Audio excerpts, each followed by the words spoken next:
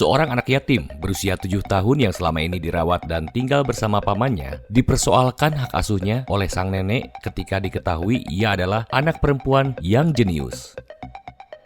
Saya Aris Karisma akan membahas film berjudul Gifted only on Visuedic. Check this.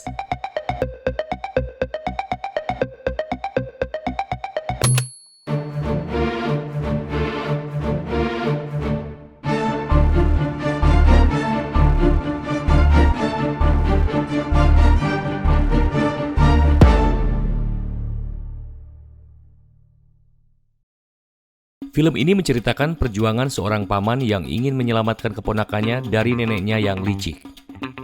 Gifted dirilis pada tahun 2017, disutradarai oleh Mark Webb dan ditulis oleh Tom Flynn. Film ini dibintangi oleh McKenna Grace sebagai Mary si anak jenius, Chris Evans sebagai Frank, yaitu papanya Mary, Octavia Spencer sebagai Roberta, Jenny Slate sebagai Bonnie, dan Lindsay Duncan sebagai Evelyn. Scenes dibuka dengan Frank yang sedang mempersiapkan sarapan untuk Mary pada saat Mary hendak berangkat ke sekolah. Namun Mary terlihat sedikit kesal karena sebetulnya dia tuh nggak mau berangkat ke sekolah. Maunya belajar di rumah aja. Ya meskipun gitu Frank tetap membujuk Mary lah agar dia mau berangkat ke sekolah. Dan Mary pun akhirnya nurut sama Frank. Setelah Mary pergi, tetangga mereka yang bernama Roberta datang menghampiri dan meminta Frank untuk menjemput Mary kembali dari sekolah. Hal itu dikarenakan Roberta tahu bahwa Mary sangat spesial dan memiliki bakat juga kecerdasan yang tidak dimiliki kebanyakan anak seusianya. Tetapi Frank bersikeras karena menurutnya Mary harus bersosialisasi dan bisa memiliki teman seusianya. Yang Frank inginkan hanyalah agar Mary bisa tumbuh seperti ya anak-anak normal pada umumnya lah. Nggak beda dari yang lain gitu. Tapi Roberta kan beda. Dia pengennya tuh si Mary itu berteman dengan anak yang cerdas juga gitu. Scenes beralih ke sekolah. Di sana adalah hari pertama Mary belajar. Ketika seorang guru bernama Bonnie sedang memberikan pelajaran, Mary terlihat begitu bosan. Ya wajarlah bosan ya. Karena bagi Mary tuh pelajaran matematika yang diberikan Bonnie itu terlalu mudah. Mereka membahas hitung-hitungan sederhana kayak 1+1, 2+2, dan seterusnya. Layaknya pelajaran yang wajar untuk anak seusia itu sebetulnya. Cuman dia kan ini jenius, jadi membosankan bagi dia. Sampai-sampai Mary mengatakan, sekolah macam apa ini? Nah, karena perkataan Mary yang cukup menantang, Bonnie melontarkan hitungan-hitungan sederhana yang mana pertanyaan tersebut adalah materi yang ya sedikit grade-nya di atas lah, lebih sulit untuk dijawab oleh anak-anak seusia dia. Cuman nggak disangka pertanyaan tersebut ternyata dijawab dengan mudah oleh Mary. Nah, Bonnie pun merasa tertantang dan memberikan hitungan yang lebih rumit, yaitu 57 kali 135. Dan Mary pun terlihat sedikit kebingungan. Awalnya sih. Tapi beberapa detik kemudian Mary bisa menjawabnya. Ia mengatakan jawabannya adalah 7.695. Kaget dong semuanya. Dan setelah menggunakan kalkulator dan mengetahui bahwa jawaban Mary benar, Bonnie pun tampak terkejut. Ketika kepala sekolah yang bernama Davis masuk, lagi-lagi Mary bersikap tidak sopan. Ia menyuruh Davis untuk meminta kepada Frank, paman Mary, agar mengeluarkan dirinya dari sekolah itu. Aku mau pulang, pokoknya kayak gitu ya. Karena memang gak betah, ini apaan? Ngitung 1+1, 2+2, kan itu terlalu gampang buat Mary. Bonnie yang menjadi penasaran, langsung menghampiri Frank yang sedang menjemput Mary ke sekolahnya. Ia mengungkapkan kekagumannya atas kejeniusan Mary. Namun Frank ya berpura-pura tidak mengetahuinya lah.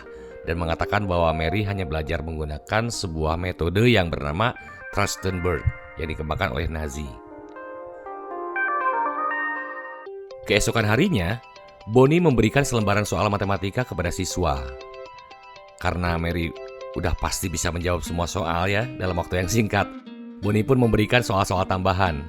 Ini khusus buat Mary, yang mana soal-soal tersebut ya tidak sewajarnya bisa dikerjakan oleh anak berusia 7 tahun ya.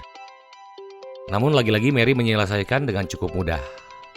Karena terlalu penasaran dengan kejeniusan Mary, Bonnie pun mencari informasi tentang keluarga Mary di internet.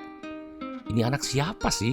Lalu ketika browsing, ia menemukan informasi tentang seorang ahli matematika super jenius bernama Diane Adler. Yang ternyata ia adalah ibunya Mary, yang juga merupakan adiknya Frank. Di sana juga tertuliskan bahwa Diane Adler telah melakukan bunuh diri 6 tahun yang lalu. Setelah mengetahui hal tersebut, kemudian Bonnie pergi menemui Frank untuk mencari tahu apa yang sebenarnya terjadi. Akhirnya, Frank pun menceritakannya bahwa pada malam itu, Diane membawa Mary yang masih bayi tiba-tiba datang ke rumah Frank untuk berbicara. Namun, karena pada saat itu Frank sedang terburu-buru untuk pergi berkencan, ia meminta Diane menunggu di rumahnya dan membicarakannya, nanti aja lah, tanggung mau ngedate nih, kayak gitu ya. Sayangnya, saat Frank kembali ke rumahnya, ia menemukan tubuh Diane sudah tergeletak tak bernyawa di kamar mandi. Dan sejak saat itulah Mary tinggal bersama Frank karena mamanya udah meninggal. Di hari kemudian, di dalam bis sekolah, Mary melihat seorang temannya yang bernama Justin dijegal oleh murid lainnya. Karena kesal, Mary langsung menghampiri murid pembuli tersebut dan memukulnya hingga terluka. Atas kejadian itu, sekolah memanggil Frank selaku wali dari Mary. Kepala sekolah Davis menyarankan Frank agar menempatkan Mary di sekolah khusus anak berbakat dan akan memberikannya beasiswa. Tapi Frank menolak. Ia mengatakan hanya ingin melihat Mary bahagia dan tidak tertekan oleh ilmu pengetahuan. Karena Frank mungkin mikir gini, ilmu pengetahuan itu bukan segalanya, yang penting dia bahagia. Davis pun bersikeras mengatakan bahwa Mary berhak mendapatkan kesempatan pendidikan yang lebih layak. Namun, Frank tetap menolak dan mengakhiri pembicaraan itu dengan meninggalkan ruangan.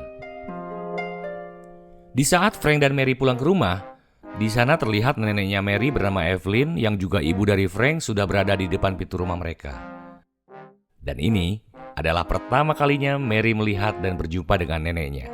Evelyn memberi Mary sebuah MacBook untuk membantunya belajar. Baik sih pada dasarnya, cuman terlalu ambisius menjadikan cucunya itu sebagai seorang matematikawan gitu. Di sini terlihat Frank dan Evelyn tidak mempunyai hubungan yang baik. Evelyn memarahi Frank karena memilih tempat yang kumuh untuk tinggal bersama Mary. Keesokan harinya, Frank kembali bertemu dengan Evelyn. Evelyn meminta Frank untuk menyerahkan Mary dengan alasan, ya lingkungan tempat tinggal Frank itu tidak baiklah untuk perkembangan dan pertumbuhan Mary. Frank membantah. Justru jika Mary tinggal bersama Evelyn, ia akan bernasib sama buruknya seperti Diane ibunya Mary. Karena Frank bersikeras tidak memberikan hak asuh, Evelyn pun kesal dan membawanya persoalan tersebut ke ranah hukum. Kemudian di pengadilan, Evelyn menyewa pengacara kelas atas, sedangkan Frank menyewa pengacara kelas bawah yang tinggal di dekat rumahnya. Perdebatan di sidang pengadilan pun berlangsung, hingga pada akhirnya Evelyn meminta hakim untuk memberikan izin agar ia bisa bertemu dengan Mary. Malam harinya Mary main di rumah tetangganya yaitu Roberta. Di sini terlihat Roberta sangat menyayangi Mary. Jadi mereka tuh udah akrab lah ya. Di waktu yang sama, Frank malah pergi minum One Med untuk menenangkan pikiran. Lalu di saat bersamaan, Bonnie hadir di tempat tersebut. Kebetulan ceritanya ya. Jadi pada saat Frank pergi minum, ada Bonnie, si gurunya Mary, lagi minum juga di situ. Kemudian Frank meminta Bonnie menemaninya minum Amer. Sampai akhirnya Frank menikmati serambi lempitnya Bonnie dan mereka pun cucus. Anaknya Diane diurus, gurunya dicucus. Pagi harinya, saat Bonnie bangun tidur, betapa terkejutnya ia bertemu dengan Mary saat ia belum mengenakan pakaian. Holy. Karena malu dengan kejadian tersebut, Bonnie langsung pulang. Sementara itu situasi Frank dan Mary menjadi canggung. Siang harinya, Frank mendapatkan surat dari pengadilan bahwa Mary akan tinggal di rumah neneknya selama 2 hari. Esok harinya, Mary dibawa Evelyn ke rumah mewahnya. Dan sesampainya di rumah, Evelyn menunjukkan foto-foto dirinya bersama Diane ibunya Mary. Dan dari foto-foto tersebut kita pun diperlihatkan bahwa benar saja, Diane dulunya seorang ahli matematika.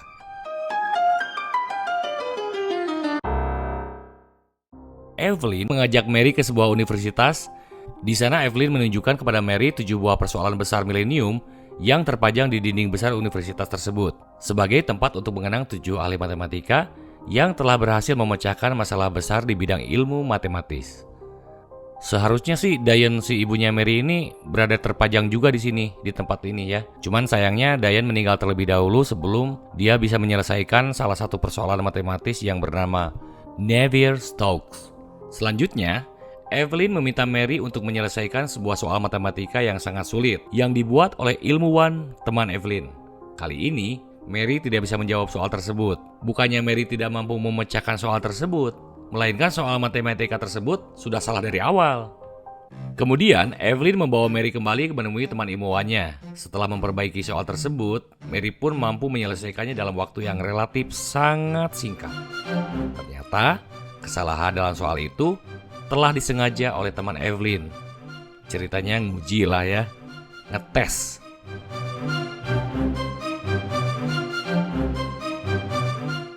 Di kemudian hari, Mary dikembalikan ke rumah Frank. Mary menceritakan saat bersama neneknya, ia menyukai Evelyn namun gak mau tinggal bersama Evelyn. Frank pun mengatakan dan berjanji bahwa ia akan menjaga Mary agar selalu bersamanya. Siang harinya, pihak Evelyn membawa seorang pria bernama Pollard yang mengaku sebagai ayah kandung dari Mary. Pollard mengaku selama ini telah berusaha mencari keberadaan Mary putrinya, namun ia tidak pernah berhasil menemukannya. Pengacara Frank yang menduga bahwa Pollard telah berbohong memberikannya sebuah laptop untuk mencari nama Mary di Google. Setelah dicari, ternyata banyak halaman yang memuat tentang Mary. Itu artinya keberadaan Mary itu dapat dicari dengan mudah. Tidak mengada-ngada seperti susah dicari atau nggak ada di Google, ternyata ada. Dianya aja yang nggak mau nyari, ya nggak sih? Sementara sebelum itu Pollard mengaku bahwa ia telah berusaha keras mencari keberadaan Mary, tetapi ia tidak pernah menemukannya. Itu berarti sebetulnya Pollard tidak pernah benar-benar mencari keberadaan putrinya. Ternyata kedatangannya ke sidang itu karena ia telah dibayar oleh pihak Evelyn agar Evelyn bisa mendapatkan hak asuh penuh atas Mary dengan cara menggunakan ayah kandungnya. Jadi intinya kedatangan Pollard itu hanya dimanfaatkan oleh neneknya Mary, Evelyn. Setelah di rumah, Mary menangis dan tidak mau keluar dari kamarnya karena Frank telah memberitahu bahwa ayah kandungnya sendiri itu tidak ingin menemui Mary. Kemudian, Roberta memarahi Frank karena seharusnya Frank tidak memberitahu Mary apa yang sebenarnya terjadi. Roberta marahi Frank itu karena seharusnya Frank gak ngomong kayak gitu. Gak selayaknya anak kecil dikasih tahu hal-hal sedemikian. Nah, ini menarik. Untuk menenangkan Mary, Frank dan Roberta membawanya ke sebuah rumah sakit. Mereka duduk di kursi tunggu hingga larut malam. Tak lama kemudian, tiba-tiba seorang pria keluar dari ruangan dan memberitahukan pada keluarga yang telah menunggu bahwa anaknya yang telah lahir adalah laki-laki. Keluarga tersebut terlihat begitu bahagia. Frank pun mengatakan bahwa situasi yang dilihat Mary saat ini itu sama dengan situasi ketika ia lahir dulu. Lalu, Mary minta sama Frank buat tinggal lebih lama di rumah sakit supaya bisa menyaksikan kejadian bahagia kayak tadi.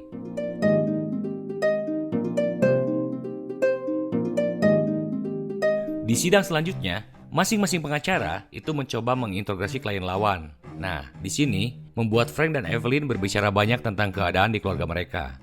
Dari sidang ini diperlihatkan bahwa ternyata Frank dulunya adalah seorang profesor di Universitas Boston. Alasan Frank meninggalkan pekerjaannya karena dia tuh pengen membesarkan Mary di sebuah lingkungan yang normal, seperti yang diinginkan Diane, adiknya Frank, yaitu mamanya Mary. Beberapa hari kemudian, pengacara Frank datang dan ia mengatakan bahwa dia telah membuat kesepakatan dengan pihak Evelyn dan pengadilan. Dalam kesepakatan itu disebutkan bahwa Mary akan dijadikan anak adopsi sampai ia berusia 12 tahun. Di mana jika setelah usia 12 tahun, Mary akan menentukan apakah dia mau ikut sama Frank atau sama Evelyn. Ya, tentu saja Frank kecewa ya.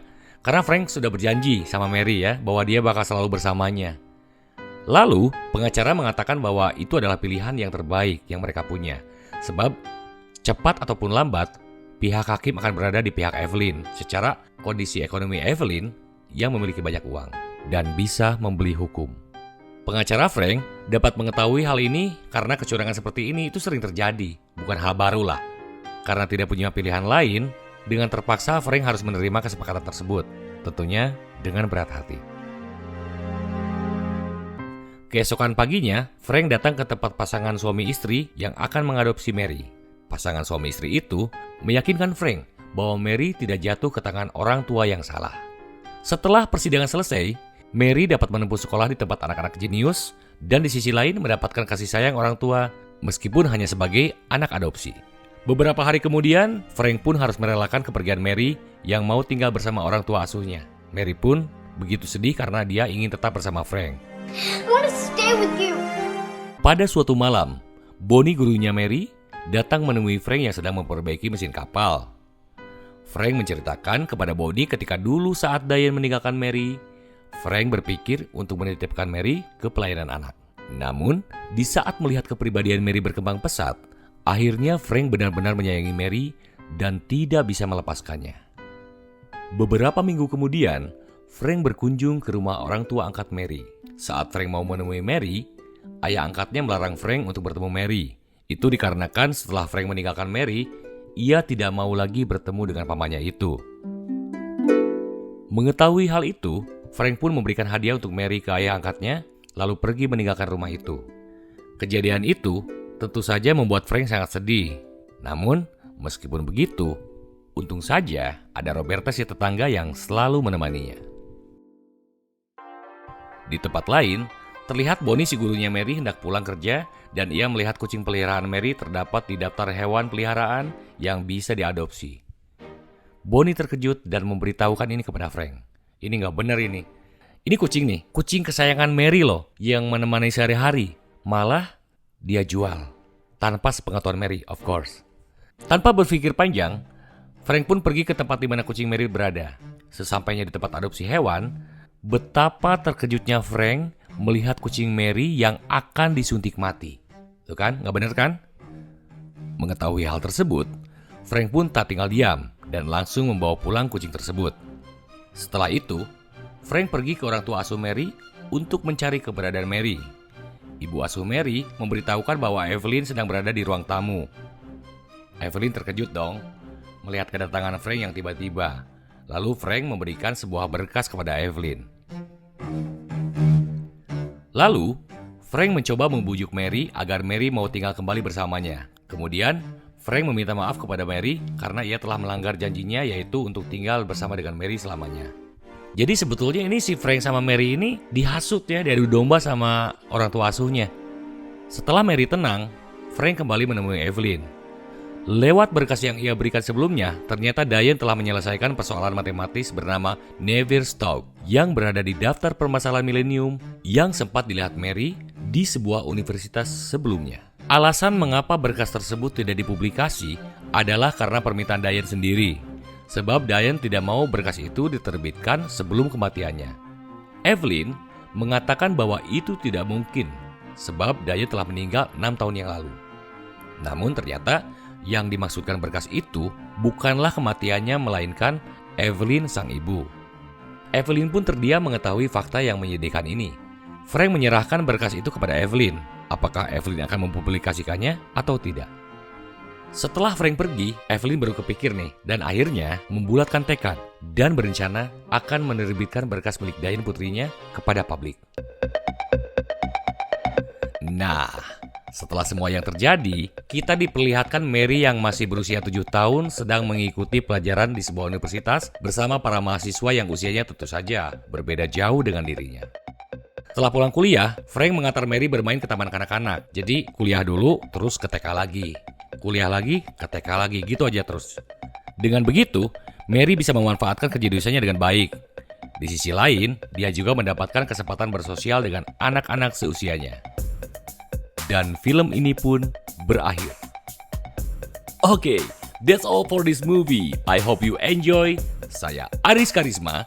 Sampai jumpa di video berikutnya. Tentunya hanya di Visuedic. Holy